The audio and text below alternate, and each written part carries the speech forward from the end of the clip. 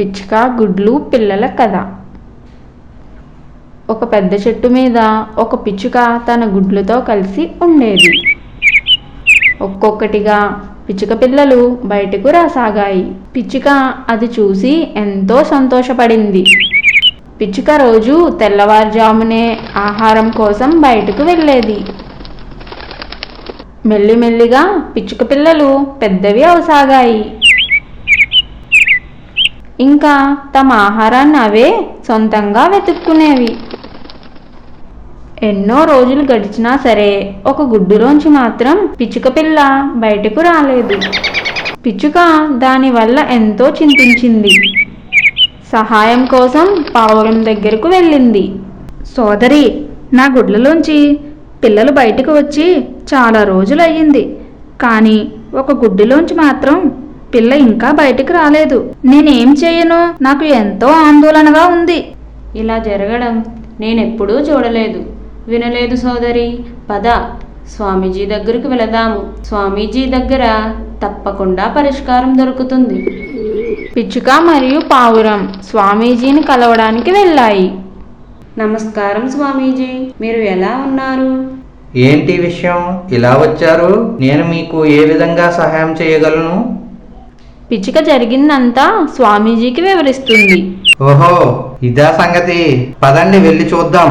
పిచ్చుక, పావురం మరియు స్వామీజీ గుడ్డు దగ్గరకు వెళ్ళారు. అరే, ఇదేంటి? ఇదేమీ గుడ్డు కాదు. నీ గుడ్డుని నువ్వు గుర్తించటంలో ఏదో తప్పు చేసి ఉంటావు. నాకు ఇది ఒక ఆట వస్తువులా కనిపిస్తుంది. నేను చాలాసార్లు ఊరి పిల్లలు దీంతో ఆడుకోవటం చూశాను. నన్ను నమ్ము, ఒక్కసారి దీన్ని కింద పడేసి చూడు. లేదు లేదు స్వామీజీ, ఇలా అయితే నా గుడ్డు పగిలిపోతుంది. లేదు పిచ్చుక, నన్ను నమ్ము, ఇది ఖచ్చితంగా ఒక ఆట వస్తువే. పిచ్చుక మనసు రాయి చేసుకుని స్వామీజీ చెప్పిన దానికి ఒప్పుకుంది. స్వామీజీ ఆ గుడ్డు తీసుకుని గట్టిగా నేలపైకి విసిరారు. ఆ గుడ్డు పగలకపోగా పైకి కిందకి కొట్టుకోవడం మొదలుపెట్టింది. అచ్చం ఒక బంతిలాగా.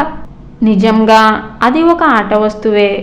అది చూసి స్వామీజీ, పావురం నవ్వుకున్నారు.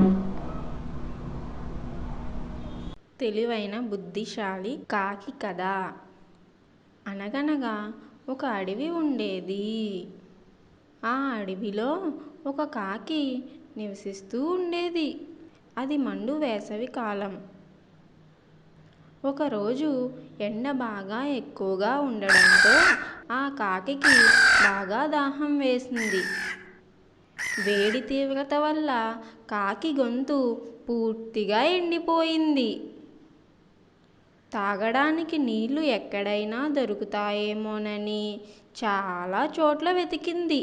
ఎక్కడా నీళ్లు కనబడలేదు. అప్పటికి బాగా ఎగిరి ఉండడంతో పూర్తిగా అలసిపోయింది. ఏదో ఒక చోట దొరుకుతాయని నీరసంతోనే నీళ్లను వెతకసాగింది. అయినా ఎక్కడా దానికి నీటి జాడ కనపడలేదు.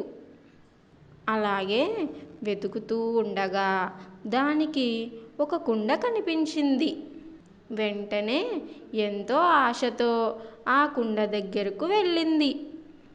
బాగా దాహంతో ఉందేమో.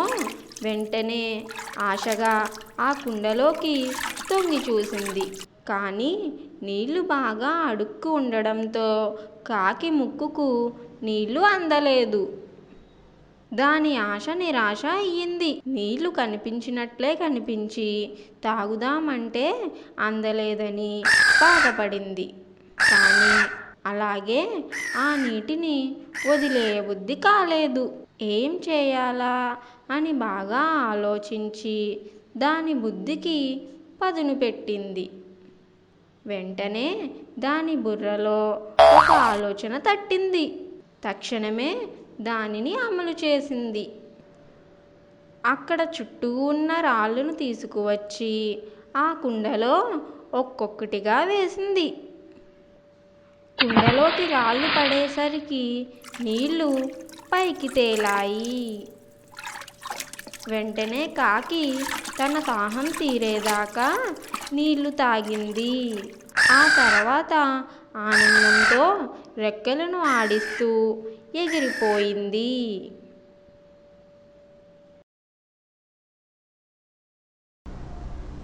వడ్రంగి సింహం కథ. అనగనగా ఒక ఊరిలో ఒక వడ్రంగి ఉన్నాడు. అతడు ప్రతిరోజు అడవికి వెళ్ళి కట్టెలు కొట్టి తెచ్చుకుని వాటిని అమ్మి ఆ డబ్బులతో జీవనం సాగించేవాడు. ఒకరోజు అతనికి ఒక సింహం ఎదురయ్యింది. సింహాన్ని చూచి వడ్రంగి గజగజా వణుకుతూ నిలబడ్డాడు. ఓయ్, నీవేళ భయపడుచున్నావు? నిన్ను నేనేమీ చేయనులే అన్నది. వడ్రంగి కొంత ధైర్యం తెచ్చుకుని 2 అడుగులు ముందుకు వేసి తన వద్దనున్న అన్నం కూరలు సింహానికి పెట్టాడు. ఆనాటి నుండి వడ్రంగి సింహం ఇద్దరూ మంచి స్నేహితులయ్యారు. అతడు ప్రతిరోజు సింహానికి రుచిగల పదార్థాలు తెచ్చిపెట్టేవాడు. ఇలా కొన్నాళ్ళు జరిగిన తర్వాత సింహానికి ఒక కాకితో ఒక నక్కతో స్నేహం ఏర్పడింది. అది వాటికి తన వడ్రంగి స్నేహితుని గురించి గొప్పగా చెప్పింది. ఆ రెండూ అతన్ని చూపించమని కోరాయి. ఒకరోజు వడ్రంగి వచ్చే వేళకు సింహం స్నేహితులిద్దరినీ తీసుకుని అక్కడకు వచ్చింది. వడ్రంగి తినుబండారాలు గంప నెత్తిన పెట్టుకుని వచ్చాడు. సింహం వెంట నక్క కాకి ఉండటం చూచి వడ్రంగి చెట్టు ఎక్కి కూర్చున్నాడు. సింహం ఆశ్చర్యపోయి, మిత్రమా, వీరు నా కొత్త స్నేహితులు, నీకు మిత్రులే. భయపడవలసిన అవసరమే లేదు. చెట్టు దిగి వచ్చి మా ముగ్గురికి నీవు తెచ్చిన పదార్థములు పెట్టి మమ్మల్ని సంతోషపెట్టుము అన్నది సింహం. వడ్రంగి సింహంతో, మిత్రమా, స్నేహం గొప్పవారితోనే చేయాలి. నీవు మగరాజువని నీతో స్నేహం చేశాను, కానీ నీవు నీకన్నా తక్కువ జాతి వారైన నక్కతో కాకితో స్నేహం చేశావు. దీనితో నీ గొప్పదనం దిగజారిపోయింది. పైగా ఈ నక్క జిత్తులు మారింది. ఈ కాకి అరిష్టమని పేరు పొందింది. కాకి వాడి అయిన తన ముక్కుతో, నక్క కుటిలమైన ఆలోచనలతో నాకు ఏదైనా హాని చేస్తారు. ఇటువంటి దుష్టులతో నీవు స్నేహం చేశావు కనుక ఇక నుండి నేను నీతో స్నేహం చేయను అని చెప్పాడు. సింహం సిగ్గుపడి తల దించుకుని వెళ్ళిపోయింది. వడ్రంగి చెట్టు దిగి ఇంటికి వెళ్ళిపోయాడు. వేటగాడు మరియు పావురాలు కథ. పూర్వం గంగానది తీరంలో ఒక పెద్ద మర్రి చెట్టు ఉండేది. ఆ చెట్టు మీద రకరకాల పక్షులు నివసిస్తూ ఉండేవి. ఒకరోజు ఒక బోయవాడు నేలపై నూకలు జల్లి పక్షుల కోసం చెట్టు చాటును నక్కి కూర్చున్నాడు. అదే సమయంలో ఆకాశంలో ఎగురుతూ ఒక పావురాల గుంపు అటువైపుగా వచ్చింది. ఆ పావురాల గుంపుకు చిత్రగ్రీవుడు నాయకుడు. చిత్రగ్రీవుడు వేటగాడు జల్లిన నూకలను పైనుంచే గమనించి మిగతా పావురాలతో, మిత్రులారా, ఎవరు కిందకు దిగకండి, నూకలకు ఆశపడి ప్రాణాల మీదకు తెచ్చుకోకండి అంటూ హెచ్చరించాడు. అప్పుడు ఆ గుంపులో ఒక పావురం, బాగుంది, మనం బయలుదేరిందే ఆహారం కోసమే కదా. అలాంటప్పుడు ఆహారం కనిపిస్తుంటే వాటిని తినద్దు అనడం నాకు నచ్చలేదు అని అంది. ఆ మాటలకు చిత్రగ్రీవుడు, మిత్రమా, ఇది మనుషులు తిరగని ప్రదేశం. క్రింద నూకలు ఎలా వచ్చాయి అనే విషయం ఆలోచించావా? బహుశా ఏ వేటగాడో మనలాంటి పక్షుల కోసం వాటిని అక్కడ జల్లి ఉంటాడు. ఆశ అనేది చాలా ప్రమాదకరమైనది అని నచ్చజెప్పబోయాడు. ఈలోగా ఆ పావురాలలో ఒక ముసలి పావురం, చిత్రగ్రీవ, మనం బయలుదేరిందే ఆహారం కోసం. అలాంటిటప్పుడు రకరకాల సందేహాలతో దొరికిన ఆహారాన్ని వదులుకోవడం అవివేకమే అవుతుంది.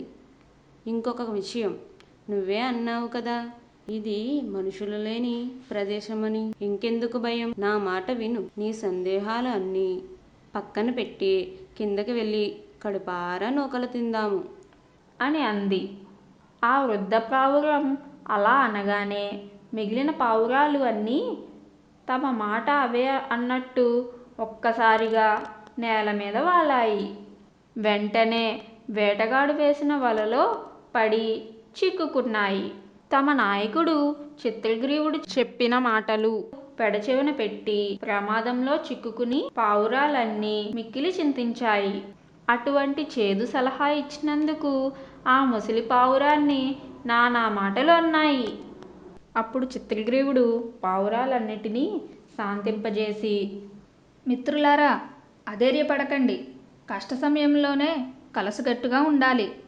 అలాగే బుద్ధికి పదును పెట్టి తగిన ఉపాయం ఆలోచించాలి. గండికి నది తీరంలో హిరణ్యాకుడు అనే ఎలుక నాకు మంచి మిత్రుడు. అతని దగ్గరికి వెళితే ఈ వలను కొరికి మనందరినీ బంధ విముక్తుల్ని చేస్తాడు. అందరూ కలిసి ఈ వలలో ఒక్కసారిగా ప్రయత్నిస్తే పైకి ఎగిరిపోవచ్చు అని చెప్పాడు. ఈలోగా పావురాలు వలలో చిక్కుకున్నాయని ఆనందిస్తూ వస్తున్న వేటగాడు పావురాలన్నీ వలతో పైకి ఎగిరిపోవడం చూసి వాటి వెంట పరుగులు తీశాడు. కానీ ఆకాశంలో ఎగురుతున్న పావురాలు వాడికి దొరుకుతాయా?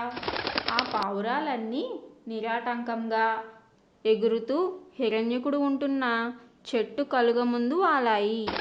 వాటి రెక్కల శబ్దానికి భయపడి హిరణ్యకుడు తన బొరియలోకి దూరిపోయాడు.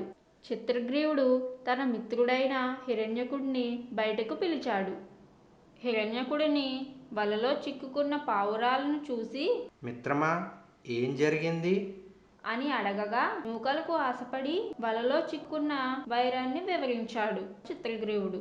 పదునైన నీ పళ్ళతో ఈ వలను కొరికి మమ్మల్ని బంధ విముక్తుల్ని చెయ్యి అని ప్రాధేయపడ్డాడు.